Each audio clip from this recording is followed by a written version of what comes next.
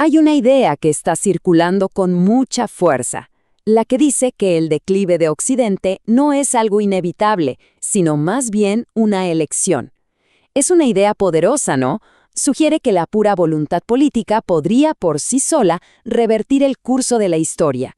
Pero, ¿es realmente tan simple? Vamos a profundizar en este argumento. Bueno, aquí tenemos la definición central de lo que la fuente llama trumpismo académico.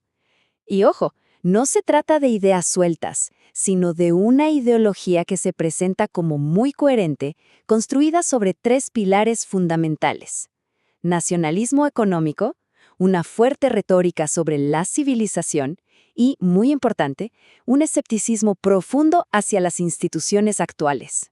La premisa central de esta corriente es, hay que decirlo, bastante audaz. Sostiene que los problemas económicos que enfrentan las naciones avanzadas no son un destino inevitable. No, son el resultado de malas decisiones, y por lo tanto, la solución no estaría en adaptarse a la realidad, sino en cambiarla a través de la pura voluntad política. A ver cómo se desarrolla esta idea.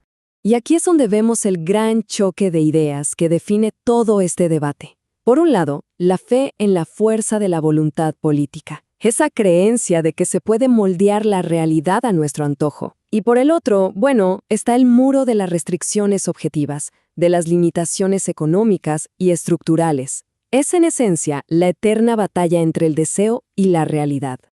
Ahora, una de las tácticas centrales que el análisis identifica aquí es un cambio de terreno muy estratégico. En vez de debatir sobre cifras, productividad, flujos de capital, la conversación se lleva a un campo mucho más emocional y, claro, políticamente mucho más potente, el de la identidad. Entonces, el debate se mueve. Ya no se trata de preguntas materiales complejas sobre productividad o innovación, sino de cuestiones más bien simbólicas, sobre una civilización occidental unificada. Se usan figuras como Mozart o Da Vinci, no para resolver un problema económico, sino para construir una cohesión ideológica y darle legitimidad al proyecto. Y con esta movida, un problema que es multifactorial, con raíces en la tecnología, en las finanzas, en la demografía, de repente se presenta como algo muy simple, una cuestión moral, una falla de voluntad. Y claro, si el problema es simple, la solución también parece serlo, solo se necesita más decisión, más carácter. Bien, pero ¿qué pasa cuando esta filosofía de la voluntad por encima de la realidad se quiere aplicar a la política económica? Pues el análisis advierte que esto nos lleva a simplificaciones bastante peligrosas que terminan por ignorar lecciones clave que nos ha dado la historia. Y aquí es donde entra en escena una advertencia crucial, nada menos que de John Maynard Keynes.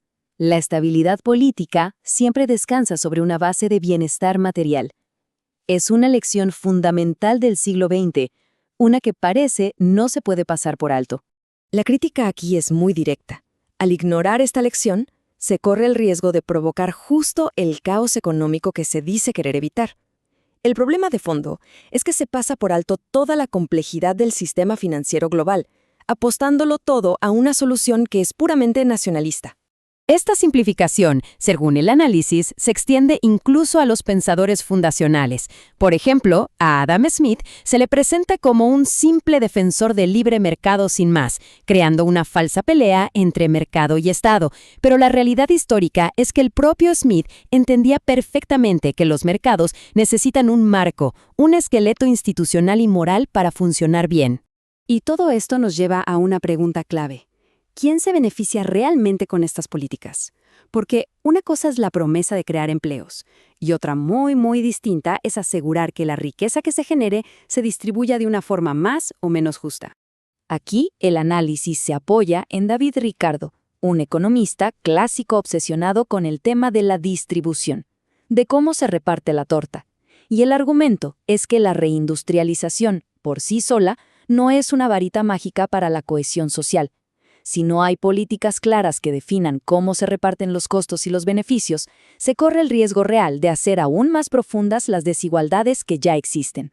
Pasamos ahora de la teoría económica a los límites más duros, los más difíciles de mover, los que imponen las instituciones modernas y la geografía misma. Aquí es donde la voluntad choca de frente con el mundo real. Se habla mucho de soberanía, pero la fuente argumenta que es una visión un poco anticuada. Hoy en día, el poder económico de una nación depende tanto de su integración con el mundo, de su acceso a capitales y mercados, como de su autonomía formal. Aislarse no es necesariamente sinónimo de ser más fuerte. Intentar una autarquía parcial, o sea, una especie de autosuficiencia económica, en el mundo interconectado de hoy, tiene riesgos muy tangibles. Podría romper los flujos de capital, debilitar el atractivo del dólar, hacer que todo sea más caro para la gente de a pie y, paradójicamente, terminar generando más pobreza. Y esto lo ilustra de forma brillante. Es el conflicto central en estado puro. Por un lado, la creencia de Rubio de que la voluntad política lo puede todo, y por el otro, la visión mucho más realista de geógrafos como Robert Kaplan, que nos recuerdan que hay estructuras, hay límites geográficos que simplemente no podemos desear que desaparezcan. Y así llegamos a la conclusión de este análisis. Si se decide seguir este camino de voluntarismo y, digámoslo, de nostalgia industrial, ¿qué tipo de futuro es el que nos espera? El argumento final es bastante contundente. Aunque es cierto que el orden global actual tiene muchos defectos, la alternativa que se está proponiendo aquí no parece ser una mejora, sino un sistema que sería, en su concepción, todavía más débil y más arriesgado. Repasemos los 3 pilares: identidad para unir, soberanía para aislar y voluntad por encima del análisis material. Juntos, conforman un programa que, según este análisis, subestima una y otra vez las duras restricciones de la economía global.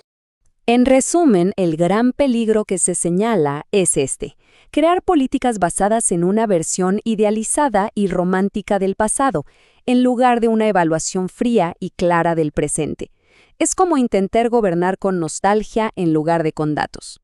Y este análisis nos deja con una reflexión final. La historia parece sugerir que cuando los grandes programas políticos le dan la espalda a las realidades económicas, el resultado rara vez es un regreso a una edad de oro. La pregunta, por supuesto, queda abierta: